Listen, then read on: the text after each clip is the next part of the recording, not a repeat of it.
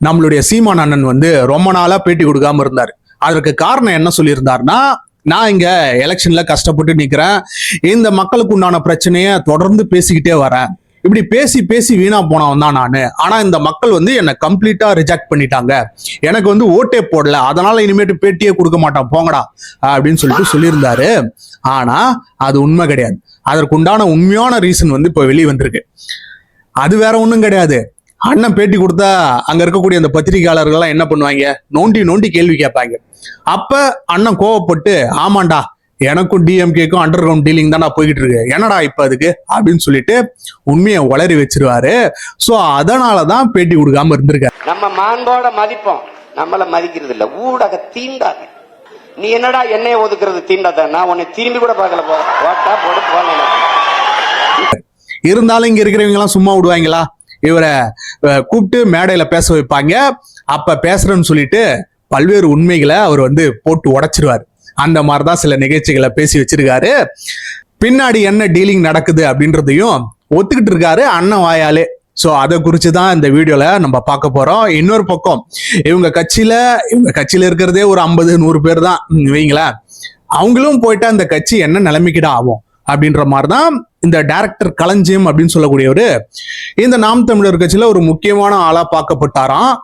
அவர் வந்து இப்ப அந்த கட்சியை விட்டு விலகி இருக்காரு. விலகுனது மட்டும் இல்லாம சீமான் அண்ணனை வச்சு பொழந்திருக்காரு. சோ இருந்தாலும் அதுல ஒரு சில விஷயங்களை சொல்லியிருக்காரு, அபத்தமா இருக்கு அந்த விஷயங்கள்லாம். சோ அது என்ன அப்படின்றதையும் இந்த வீடியோல பார்க்க போறோம். அப்புறம் நம்ம அண்ணன் தான் 2 கோடி ரூபாய்க்கு பென்ஸ் கார் வாங்கியிருக்காரு, அதை பத்தி நம்ம பேசியிருந்தோம். இருந்தாலும் அண்ணன் இப்ப லேண்ட் எல்லாம் கூட வாங்கியிருக்காராம். அதற்குண்டான விஷயங்களும் சோசியல் மீடியால போய்கிட்டு இருக்கு. சோ இது எல்லாத்தையும் சேர்த்து வச்சு இன்னைக்கு பொழக்க போறோம். இன்னைக்கு என்னெல்லாம் பண்ண போறாரோ. Ladies and gentlemen, welcome back to OG politics.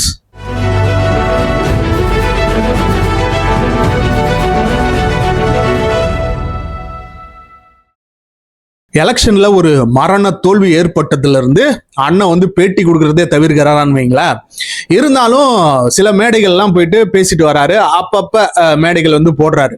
ஆனா அந்த மேடைகள்ல எதற்காக அந்த மேடைக்கு கூப்பிட்டாங்களோ அதை தவிர்த்துட்டு முதலமைச்சர் விஜய் குறித்தும் தேவையில்லாத விஷயங்களை குறித்தும் வந்து பேசிக்கிட்டு இருப்பாரு.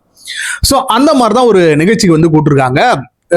JFW அப்படின்னு சொல்லக்கூடிய ஒரு நிகழ்ச்சி போல, ஜஸ்ட் ஃபார் உமன். அந்த நிகழ்ச்சியில இந்த உமன்லாம் என்ன மாதிரியான அச்சீவ்மெண்ட்லாம் பண்ணாங்களோ அவங்களுக்கு வந்து அந்த அவார்ட்ஸ் எல்லாம் கொடுப்பாங்க போல. சும்மா சொல்லிப்பாங்க அவங்களே. அது வந்து ஒரு டுபாகூர் அவார்டு மாதிரி தான் வைங்களேன். அந்த விஜய் டிவி அவார்ட்ஸ்னு இருக்கும் இல்லையா, அந்த மாதிரி தான். இங்க டிக்டாக் பண்றவங்க, இந்த சோசியல் மீடியால இருக்கிறவங்க, அவங்க எல்லாம் கூப்பிட்டு அச்சீவ்மெண்ட் மாதிரி சொல்லிட்டு டுபாகூரான வேலைகள்லாம் பண்ணிட்டு இருப்பாங்க. அந்த நிகழ்ச்சியில டுபாகூரான நம்மளுடைய சீமான் அண்ணன் வந்து கூப்பிட்டுருக்காங்க. கூப்பிட்டு ஒரு செக்மெண்ட்ல கேக்குறாங்க, ஸ்டாலின், திருமாவளவன், EPS, உதயநிதி, அண்ணாமலை, விஜய் அப்படின்னு சொல்லிவிட 6 தலைவர்கள். அந்த கார்டுல என்ன இருக்குன்னா அன்பு, பாராட்டு, நம்பிக்கை, அறிவுரை அப்படின்னு சொல்லிட்டு இருக்குன்னு வைங்களேன். சோ அதுல கேக்குறாங்க ஒருத்தரா. எல்லாருக்குமே வந்து பாசிட்டிவான விஷயங்களை வந்து சொல்றாரு. ஏன்னா அது ஒரு மேடை இல்லையா, அங்க கீழே நிறைய பேரும் வந்து உட்காந்துக்கிட்டு இருக்காங்க, முக்கியமான செலிபிரிட்டிஸ் எல்லாருமே. கடைசியா தான் விஜய் அவர்களுடைய போட்டோ காமிச்சு நட்பு அப்படின்னு சொல்லக்கூடிய அந்த வார்த்தை, சோ உங்களுக்கும் விஜய்க்கும் உண்டான நட்பு என்ன அப்படின்றத கேக்குறாங்க. அதை பத்தி தானே பேசணும். ஆனா அண்ணன் வந்து அதை பத்தி பேசல. எனக்கும் விஜய்க்கும் வந்து நட்பெல்லாம் கிடையாது, நான் வந்து அண்ணன் தம்பி மாதிரி.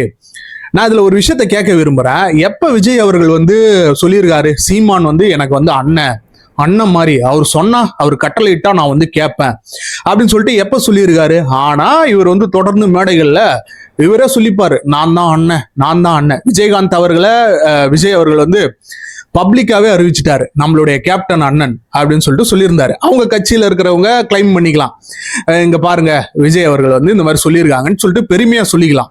ஆனா இவரே சொல்லிக்கிறது, அண்ணன் பாத்தீங்களா, நான் அண்ணன், அவர் வந்து தம்பி அப்படின்னு சொல்லிட்டு சொல்றாராம். எனக்கு தெரியாம தான் கேக்குறேன், இந்த நட்பு, இந்த அண்ணன் தம்பி, இதுல என்ன பெரிய டிஃபரன்ஸ் இருக்க போகுது? ஆனா அதை ஒரு டாபிக்கே எடுத்து வச்சு பேசிக்கிட்டு இருக்காரு. என்ன மாதிரியான விஷயங்கள்லாம் விஜய் அவர்கள் இந்த எலெக்ஷன் கேம்பெயினிங் எப்ப சொன்னாங்களோ அதெல்லாம் எடுத்து வச்சு பேசியிருக்காரு. இங்க 2500 ரூபா கொடுக்குறோன்னு சொன்னாரு, இந்த இளைஞர்களுக்கெல்லாம் 4000 ரூபாய் கொடுக்குறோன்னு சொல்லியிருக்காரு. அங்க எங்க இருந்து வந்து பணம் வரும்? ஏற்கனவே தமிழ்நாடு வந்து கடன்ல போயிருக்கு, 10 லட்சம் கோடிக்கு மேல கடன் இருக்கு.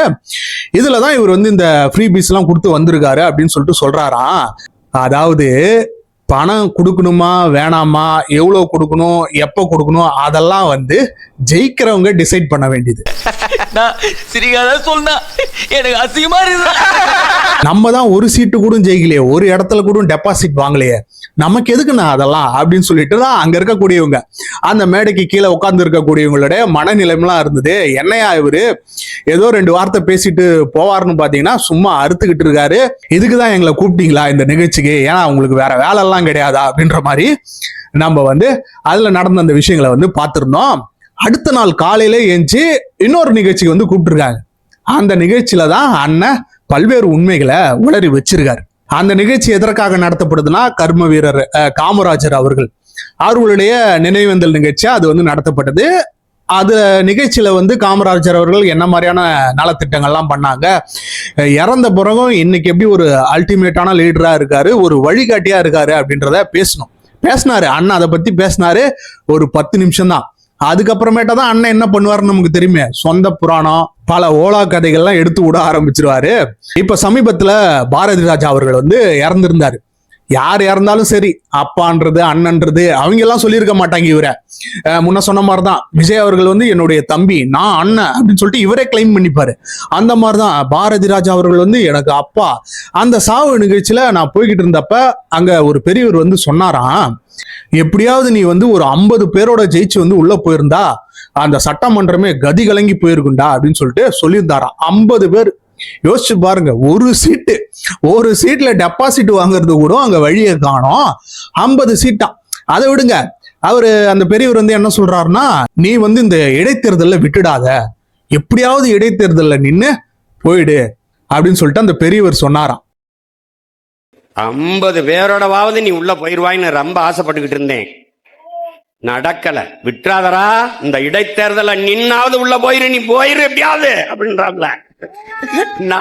நான் உறுதியா போயிடுறேன்ப்பான்னு சிரிக்கும் போது பின்னாடி இந்த சிரிப்போட போகணும், நீ இந்த சிரிப்போட போகணும்டா, நீ போயிடுறா. ஒரு மனுஷன் போய் பேசலாம், ஆனா ஏக்கர் கணக்கில் எல்லாம் பேசக்கூடாது. அது எப்படா நெஞ்சில கொஞ்சம் கூட ஈரம் இல்லாம இவ்வளவு பெரிய பொய்ய சொல்ற? பாத்தீங்களா எவ்வளவு பெரிய ஓலா கதை அப்படின்னு சொல்லிட்டு, இறந்தவர்களை வைத்து யாரை பற்றியும் கவலைப்படாமல் கதைகளை அவிழ்த்து விடு, பின்னாடி என்ன வந்தாலும் பார்த்து கொள்ளலாம் அப்படின்ற மாதிரி கதைகளை அவிழ்த்து விடுவாரு. முன்னெல்லாம் இறந்தவங்க இறந்துருவாங்க, அதனால திரும்பி ஏஞ்சி வந்து அவங்க சொல்ல முடியாதுன்றதுக்காக அவங்கள பத்தி கதைகளை வந்து அவிழ்த்து விட்டு இருந்தாரு. எல்லாருமே வந்து கண்டுபிடிச்சிட்டாங்க. அதனால அந்த கதையை டிஃப்ரெண்டா சொல்லணுமேன்றதுக்காக அங்க ஒரு பெரியவர் வந்தாரு. அங்க ஒரு டைனோசர் வந்துச்சு, அந்த டைனோசர் வந்து என்கிட்ட இந்த மாதிரி சொல்லுச்சு அப்படின்னு சொல்லிட்டு கதைகளை வந்து விட்டு வச்சிருக்காரு. ஆனா இதுல ஒரு உண்மையான விஷயத்த அவருக்கே தெரியாம போட்டு உடைச்சிட்டாரு. ஆக்சுவலி இங்க என்ன போயிட்டு இருக்குன்னா, சீமான ஒரு பொது கேண்டிடேட்டா நிக்க வைக்க போறாங்க. எல்லா கட்சிகளும் ஒரு டம்மி கேண்டிடேட்டா வருகின்ற இடைத்தேர்தலில் நிக்க வச்சு சீமான் அவர்களை ஒருத்தரையாச்சும் அந்த சட்டமன்றத்துக்குள்ளார உள்ள போக வச்சு, அங்க இவர் போன பிறகு என்ன பண்ணுவாராம், விஜய் வந்து கேள்வி கணைகளால தொடச்சு எடுத்துருவாராம். அப்படியே அந்த சட்டமன்றத்தையே கதி கலங்க வச்சிருவாராம். இங்க இருக்கக்கூடியவங்க எல்லாம் அதை தான் நினைச்சுக்கிட்டு இருக்காங்க. நீ பாரு, இன்னொரு 4 வருஷம் கழிச்சு என்னை தேடி வருவே, அவர் ஒவ்வொருத்தரா கூப்பிடுவே, அவர் எப்ப அவரால் கொண்டு வா பாப்பீங்க. ஏண்டா எங்களை இன்னமுமாடா நம்பிக்கிட்டு இருக்க? இன்னும் பச்சை பிள்ளையா இருக்கேடா. 20 லட்சம் பேர் ஓட்டு போட்டு எங்களை வந்து இன்னைக்கு இந்த அரசியலே இருங்க அப்படின்னு சொல்றாங்க அப்படின்னு சொன்னவரு, போன எலெக்ஷன்ல 40 லட்சம் ஓட்டு வாங்கியிருந்தாங்களே, 8% இருந்தவங்க ஓட்டு வந்து 4% குறைஞ்சிருக்கு. அதை என்னைக்காவது யோசிச்சிருக்காரா? அதுல புதுசாலாம் ஒண்ணும் கிடையாது. 15 வருஷமா என்ன கதைகளை வந்து பேசி வச்சுக்கிட்டு இருந்தாரோ அதே தான் பேசி வச்சிருக்காரு. 4G 5G 6G எத்தனை G வந்தாலும் கஞ்சி தான் உனக்கு, நீ சாஃப்ட்வேர்ல வேலை செஞ்சாலும் சாப்பிட்டு போய் தான் வேலை செய்யணும் அப்படின்னு சொல்லிட்டு இத்தனை ஆண்டு காலமா என்ன வந்து பேசிக்கிட்டு இங்க தேவையில்லாத விஷயங்களை பேசிக்கிட்டு இருப்பாங்க இல்லையா சில பேரு, அந்த மாதிரி 15 வருஷமா பேசிக்கிட்டு இருந்தாரு. சோ அதை தான் இப்பயும் வந்து பேசி வச்சிருக்காரு. உன் செல்போன்ல எத்தனை ஜி வரலாம், ஆனா கஞ்சி விவசாயி நான் தான் ஊத்தணும். நீ சாப்ட்வேர் இன்ஜினியர், சாப்ட்வேர்ல வேலை செய்யலாம், சாப்பிட்டு போய் தான் வேலை செய்யணும். நான் ப்ரோ ஒரு அளவுக்கு தான் ப்ரோ எல்லாமே. நான் ஆட்சிக்கு வந்தா இங்க முதலமைச்சர் விஜய் அவர்கள் இந்த லஞ்சம் வாங்குகின்ற அந்த விஷயங்களுக்கு எதிரான பல்வேறு நடவடிக்கைகளை வந்து எடுத்துட்டு வராரு. யார் யாரெல்லாம் ஊழல் பண்றாங்களோ அவங்கள தொடர்ந்து அரெஸ்ட் பண்ணிக்கிட்டு வராரு. பயங்கரமான நடவடிக்கையா இருக்குது. அதை விமர்சிச்சு இவர் வந்து பேசியிருக்காரு. என்ன சொல்றாருன்னா, நான் ஆட்சிக்கு வந்தேன்னா என்ன சஸ்பெண்ட் பண்றது லஞ்சம் வாங்குகின்ற அந்த அதிகாரிய அப்படியே ஒரே சைனிங் தான், டிஸ்மிஸ் பண்ணிட்டு போயிட்டே இருப்பான். எவன் லஞ்சமும் வாங்கினாலும் சரி, நான் வந்து பொறுத்து கொள்ளவே மாட்டேன், ஜஸ்ட் வந்து எல்லாரையும் டிஸ்மிஸ் பண்ணி தந்துருவேன். அட கடவுளே, என்னத்த சொல்றது. இவருக்கு ஒரு விஷயம் வந்து புரியுமா புரியலையா இல்ல புரியாமே இந்த மாதிரி பேசிக்கிட்டு இருக்காரான்னு தெரியல. ஃபர்ஸ்ட் நம்ம ஜெயிக்கணும், ஜெயிச்சு முதலமைச்சர் ஆகணும், ஒரு கமிட்டி ஃபார்ம் பண்ணணும், அதற்குண்டான ரூல்ஸ் அண்ட் ரெகுலேஷன்ஸ்லாம் இருக்கு. ஜஸ்ட் லைக் தட் வந்து இது ஒரு டெமோக்ரஸி அப்படின்றதே மறந்துட்டு இவர் மட்டும் வந்து பேசிக்கிட்டு இருக்காரு. இதனாலதான் இந்த கட்சி வந்து இன்னைக்கு அகல பாதாளத்துல போய்கிட்டு இருக்கு. என்ன அரசியல் நிலைப்பாடுன்னே இவங்களுக்கு புரிய மாட்டேங்குது. அந்த கட்சியோட தலைவரே இந்த மாதிரி லூசுத்தனமா பேசி வச்சுக்கிட்டு இருந்தா எப்படி அந்த கட்சி வந்து ஊர்விடும்? ஜஸ்ட் லைக் தட் வந்து ஒருத்தரை வந்து கைது பண்ணிட முடியாது, சஸ்பெண்ட் வந்து பண்ணிட முடியாது. அதற்கும் ரூல்ஸ் அண்ட் ரெகுலேஷன்ஸ்லாம் வந்திருக்கு. ஏன் போன ஆட்சியில பல்வேறு ஊழல்கள் வந்து பண்ணியிருக்காங்க அமைச்சர்கள்லாம், எல்லாரையும் கைது பண்ணி உடனே தூக்குல போட்டுற வேண்டியது தானே? ஏன் இன்னும் கைது பண்ணாம இருக்காங்க? அதற்குன்னு சில ப்ரொசீஜரான சில விஷயங்கள்லாம் இருக்கு. லஞ்சம் கொடுக்காதேன்னு சொல்ற மகன் இல்ல நான். லஞ்சம் வாங்கின தூக்கிட்டேன், அந்த இடத்துல உன்னை பண்ணிருக்க மாட்டேன், தூக்கிட்டேன். நான் ஏன் கொடுக்காதேன்னு சொல்லணும்? என்ன அதிகாரிகள் யாரும் வாங்கக்கூடாது. வாங்கினா சஸ்பென்ஸ் கிடையாது, வாங்கினா சஸ்பென்ஸ் கிடையாது, வாங்கினா சஸ்பென்ஸ் கிடையாது, வாங்கினா சஸ்பென்ஸ் கிடையாது. ரிலேஷன்றது வாயில வரல, உனக்கு எதுக்குடா இங்கிலீஷ்? காசா பணமா சும்மா அடிச்சு விடுவோம் அப்படின்ற மாதிரி அண்ணா வந்து சொல்லியிருக்காரு. இவர் மனசுல பட்டதை வந்து சொல்லி வச்சிருக்காரு. நான் மறுபடியும் சொல்றேன், இந்த டிஸ்மிஸ் பண்றது, சஸ்பெண்ட் பண்றது, திட்டங்களை கொண்டு வர்றது, இதெல்லாம் ஜெயிக்க வேண்டியவங்க பேச வேண்டியதானே. யார் யாரெல்லாம் ஜெயிச்சாங்களோ அவங்க தான் இதை பத்தி வந்து பேச முடியும். நம்ம தான் ஒரு சீட்டே வாங்கலையே, அப்புறம் எதுக்கு நமக்கு இந்த பேச்சு? இறை வழிபாட்டை விட சினிமாக்காரங்களுடைய வழிபாடு அதிகமானதுனால இன்னைக்கு வந்து பாத்தீங்கன்னா இந்த நிலைமை வந்து தமிழ்நாட்டுல இருக்கு. தமிழ்நாடு வந்து அகல பாதாளத்துல வந்து போயிடுச்சான். நான் ஒண்ணு கேக்குறேன், ஐயோ என்னத்த சொல்றது, அண்ணன் யாரு? அண்ணனே ஒரு டைரக்டர் தானே. ஏன் இப்ப கூட எல்ஐகே அப்படின்ற ஒரு படத்துல வந்து நடிச்சிருந்தாரு. அண்ணனே ஒரு நடிகர் தானே. இவரை தானே கூப்பிட்டு மேடையில வந்து பேச வச்சுக்கிட்டு இருக்காங்க. அப்ப இவர் வந்து சினிமாக்காரர் கிடையாதா? கடவுளை விமர்சித்தவர்கள் கதாநாயகனை போற்றினார்கள். எந்த பள்ளி கல்லூரி விழாக்களிலும் அரசு விழாக்களிலும் ஆன்றோர்கள் சான்றோர்கள் அறிவார்ந்த பெருமக்களை மேடையேற்றுவதற்கு பதிலாக திரைப்பட நடிகர்கள், திரைப்பட இயக்குனர்கள், திரைப்பட நடிகைகள், கதாசிரியர்கள் இவர்களை ஏற்றி பேச வைத்து கண்ணாடி சார் அது. இதனாலதான் இவர் வந்து தொடர்ந்து அசிங்கப்பட்டுக்கிட்டு இருக்காரு. எல்லாரும் வந்து இவரை செய்யக்கூடிய அந்த வேலைகள்லாம் நடந்துகிட்டு இருக்கு. இவரு சினிமாக்காரரா இல்லாம ஏதோ ஒரு ப்ரொஃபஸராவோ டாக்டராவோ வேற ஏதோ தொழில் இருந்தாலோ அதை குறிச்சு இவருக்கு பேசக்கூடிய அந்த தகுதி இருக்கு. இவரே ஒரு சினிமாக்காரரா இருப்பாராம், இவரே போயிட்டு மேடையில வந்து பேசுவாராம், இந்த மாதிரி சினிமாக்காரர்களால இந்த நாடு வந்து நாசமா போயிடுச்சு, பள்ளியில கல்லூரிகள்ல வந்து சினிமாக்காரங்களை வந்து கூப்பிட்டு பேச வச்சதுனால இன்னைக்கு இந்த மாதிரி வந்து தவறா வந்து மக்கள் வந்து தேர்ந்தெடுத்துட்டாங்களாம் விஜய. கதாசிரியர்கள் இவர்களை ஏற்றி பேச வைத்து நீ மனுஷனே இல்ல தெரியுமா? ஆனா அதுவே கேரளா ஆந்திராலாம் வந்து காரி துப்புறாங்களாம், இந்த மாதிரி சினிமா நடிகரை போயிட்டு தேர்ந்தெடுத்துட்டீங்களே அப்படின்னு சொல்லிட்டு. எந்த ஸ்டேட்டை வந்து சொல்றாரு பாருங்களேன், சினிமாக்கு பயங்கர அட்டர் இம்பார்ட்டன்ஸ் கொடுக்கக்கூடிய அந்த மாநிலங்களை வந்து சொல்றாங்க. வேற எதனா நார்த் இந்தியாவில் சொல்லியிருந்தா கூட பரவாயில்ல, கேரளால வந்து காரி துப்புறாங்களாம். இவருக்கு ஒரு விஷயம் புரியல, இங்க எலெக்ஷன் வச்சாங்க இல்லையா, அதே மாதிரியான ஒரு எலெக்ஷன்ல கேரளால வச்சு இங்க விஜய் அவர்கள் வந்து நிக்காம அங்க கேரளால போயிட்டு சிஎம் கேண்டிடேட்டா நின்னா எனக்கு தெரிஞ்சு 100 சீட்டு இருக்குன்னா அதுல 90 சீட்டு அசால்ட்டா ஜெயிச்சுட்டு போயிடுவாரு. ஏன்னா தமிழ்நாட்டை விட கேரளால தான் அவருக்கு வந்து பயங்கரமான ஃபேன்ஸு. ஏற்கனவே அங்க கட்சியை வந்து எஸ்டாப்ளிஷ் பண்ணிட்டாங்க, ஆபீஸ்லாம் பல்வேறு மாவட்டங்கள்ல வந்து அங்க திறந்துட்டாங்க. இவர் வந்து சொல்லிக்கிட்டு இருக்காரு கேரளால வந்து காரி துப்புறாங்களா. இன்னொரு மாநிலத்தை சொல்றாரு பாருங்க, ஆந்திரால யாரு துணை முதலமைச்சரா இருக்காரு? பவன் கல்யாண். இங்க விஜய் மாதிரி எப்படி ஒரு ஃபேமஸான ஒரு நபரோ அங்க ஆந்திரால அவர் வந்து முக்கியமான ஒரு நபரா இருக்காரு. அவர் வந்து 21 சீட்ல நின்று 21 சீட்டுமே ஜெயிச்சிருக்காரு, கிட்டத்தட்ட 100%. அந்த மாநிலத்தை எக்ஸாம்பிளா சொல்லி வந்து சொல்லிக்கிட்டு இருக்காரு. ஓய்பாரு கேரளாவில் காரி துப்புறான், ஆந்திரா கேரளால நம்மள காரி துப்புறான் ஒருத்தன். நான் கூட என்னுடைய தன்மை நிலைப்படத்துல வச்சிருக்கேன். அதை பயங்கரமா சினிமா ஒர்க்ஷிப் பண்ணக்கூடிய ஒரு மாநிலம் தான் அந்த ஆந்திர பிரதேசம். அதுல போயிட்டு அதை வந்து எக்ஸாம்பிளா வந்து சொல்லிக்கிட்டு இருக்காரு. என்னத்த சொல்ல, குறிப்புகளோடு பேசுகிறவன் அல்ல தலைவன், குறிக்கோளோடு பேசுகிறவன் எவனோ அவனே தலைவன். இதுல இருந்தே நமக்கு தெரியுது ஏன் வந்து இவர் தொடர்ந்து தோத்துக்கிட்டு இருக்காரு. இங்க பிற மாநிலத்துல இருக்கக்கூடிய அந்த அரசியல் சூழ்நிலையே வந்து இவருக்கு புரியலையே. இவருக்கு எப்படி இந்த கரண்ட் ஜெனரேஷன் பாலிடிக்ஸ் எல்லாம் புரியும்? அதனாலதான் தொடர்ந்து வந்து ஓலா கதைகளா வந்து விட்டுக்கிட்டு இருக்காரு போல. நான் அங்க அதை பண்ணேன், தமிழ் தேசியத்துல இதை பண்ணேன். இங்க மக்களுக்கு இப்ப என்ன தேவைப்படுது, மக்கள் இப்ப கரண்ட்ல என்ன பிரச்சனைக்கு இருக்காங்க, அதற்குண்டான பேச்சுகளை வந்து பேசணும். ஆனா இங்க விஜய் அவர்களை விமர்சிக்கணும் அப்படின்றதுக்காகவே இந்த மாதிரி கதைகளை விட்டா ஏன் இதெல்லாம் வந்து மக்கள் பார்க்க மாட்டாங்களா? அடுத்த ஸ்டேட்ல என்ன மாதிரியான விஷயங்கள்லாம் நடக்குது அப்படின்னு சொல்லிட்டு அவங்களுக்கு எல்லாம் தெரியாதா?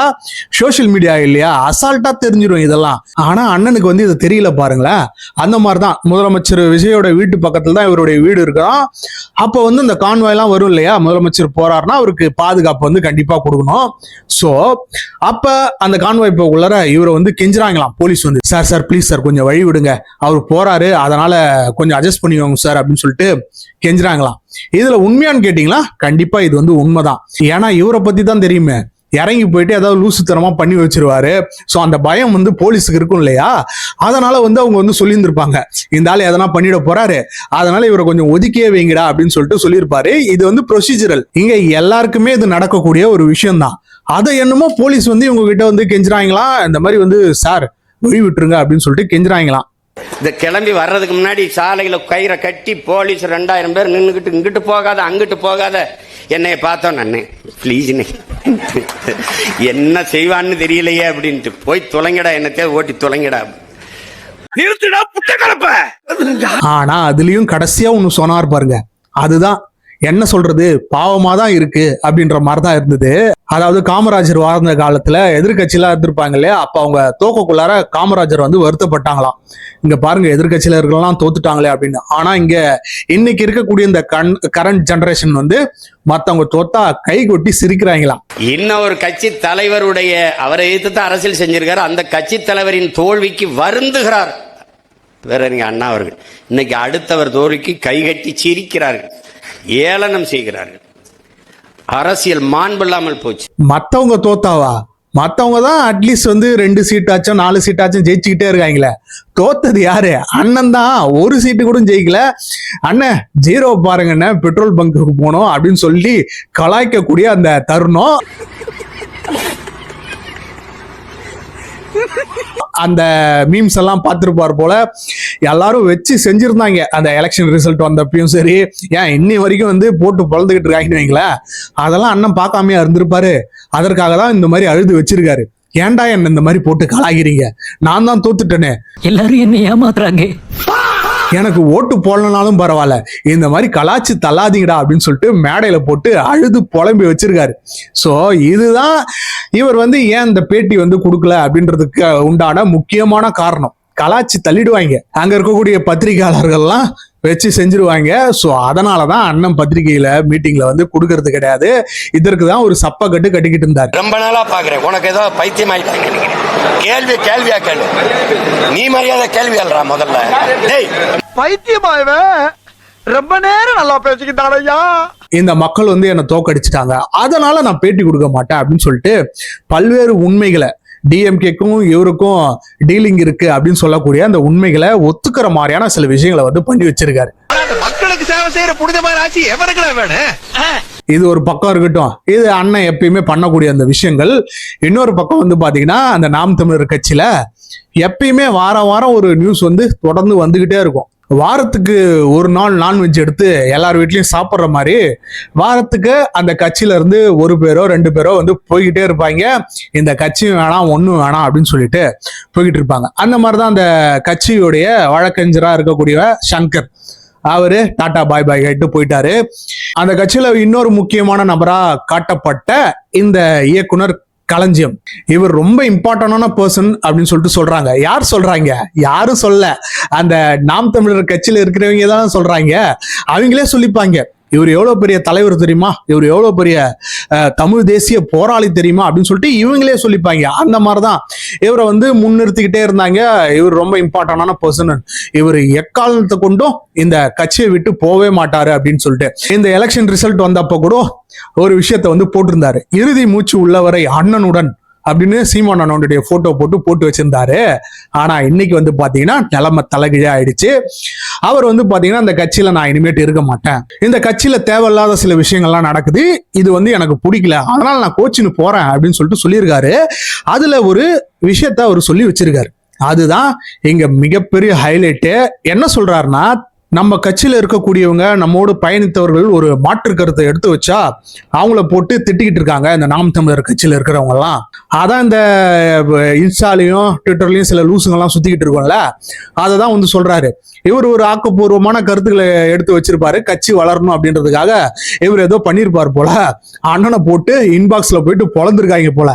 என்ன ஏன்டா அடிக்கிற? இங்க அடிச்சாதான்டா அங்க வலிக்கும், இங்க அடிச்சா இங்கதான்டா வலிக்கும். பச்சை பச்சையா காதெல்லாம் கருகிற மாதிரி கேட்டு இருந்திருக்காங்க போல. அதை தான் இவர் வந்து பேசி வச்சிருக்காரு.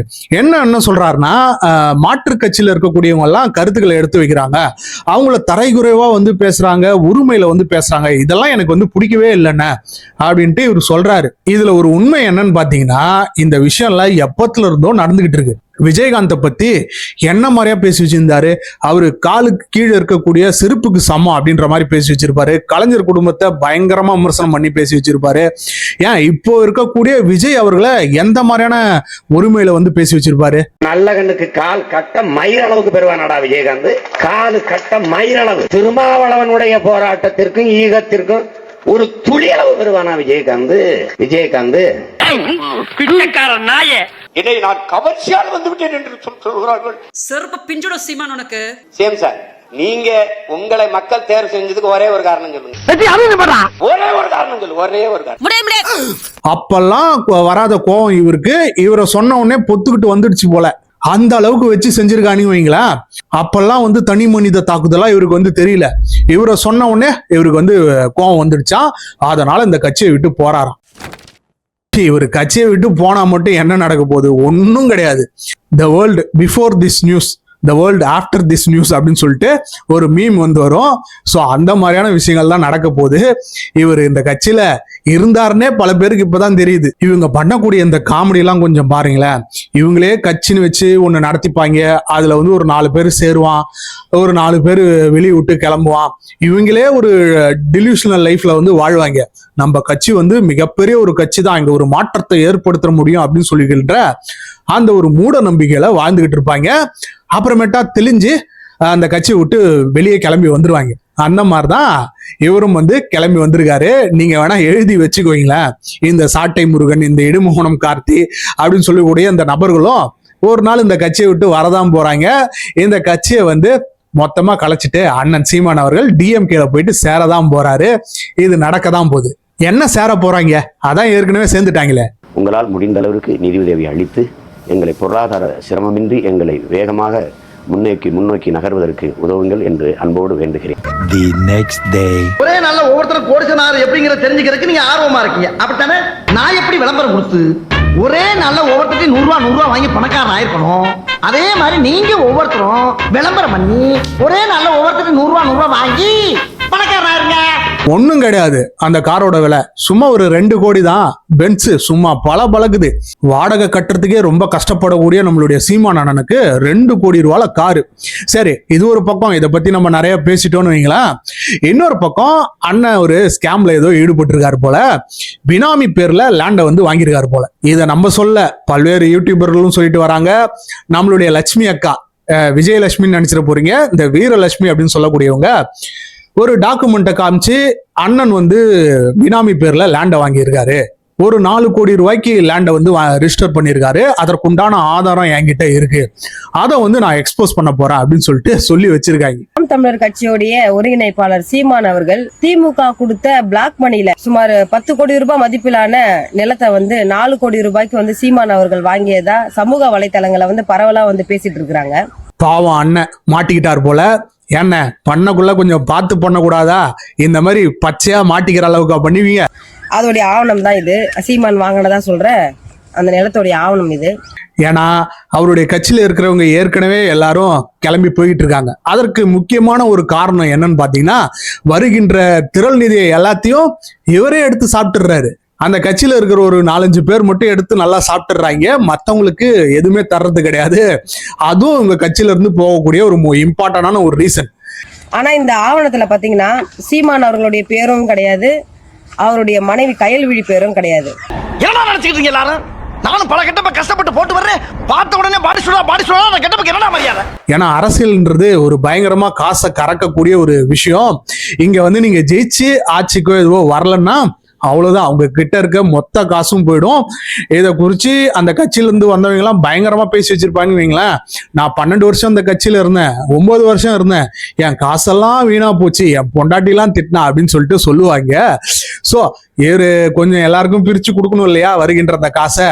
அந்த மாதிரியான விஷயங்களை இவர் பண்றது இல்ல. நீ மட்டும் நல்லா என்ஜாய் பண்ணு, நாங்க என்ன குச்சியை வச்சு ஜப்பிட்டு போகணுமா, போயா நீ வேணாம் உன் கட்சி வேணாம் அப்படின்னு சொல்லிட்டு கிளம்பி போயிடுவாங்க. அந்த மாதிரிதான் அண்ணன் வந்து ஏதோ ஒரு ஸ்கேம்ல வந்து மாட்டியிருக்காரு போல. அதற்குண்டான உண்மையான நிலவரங்கள்லாம் பின்னாடி வரும், வராமையும் போலாம். பின்ன அண்ணன் தான் பினாமி பேர்ல வந்து வாங்கி வச்சிருக்காரு, அப்புறம் எப்படி அந்த ஸ்கேம் வெளியே வரும்?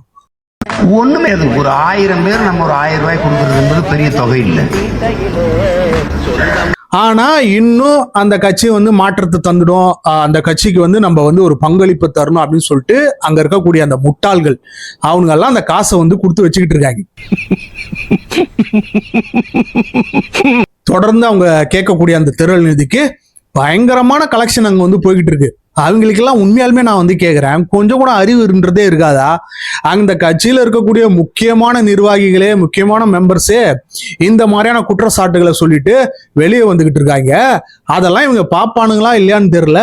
ஆனா தொடர்ந்து அண்ணனுக்கு வந்து திரள் நிதிகளை வந்து அனுப்பிச்சுட்டு இருக்காங்க. மானம் சூடு சொரணை ஈனம் எதுவுமே கிடையாதா? சோறு தானே திங்கிற? இந்த கட்சி இன்னைக்கு அகல பாதாளத்துல போய்கிட்டு இருக்கு. கிட்டத்தட்ட ஒரு முடிவுரை எழுதக்கூடிய அந்த சூழ்நிலைக்கு வந்துடுச்சுன்னு வைங்களேன்.